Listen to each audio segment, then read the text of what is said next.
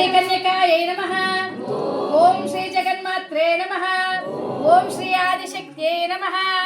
ఓం పరమేశ్వర్యై నమః. ఓం అహింసాబోధిన్యై నమః. ఓం అహింసాతత్విన్యై నమః. ఓం కరుణాయై నమః. ప్రకృతి రూపిణ్యై నమః. ఓం విధాత్రే నమః.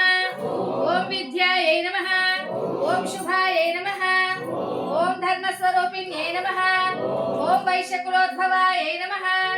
ఓం సర్వస్వయై నమః. ఓం సర్వజ్ఞై నమః.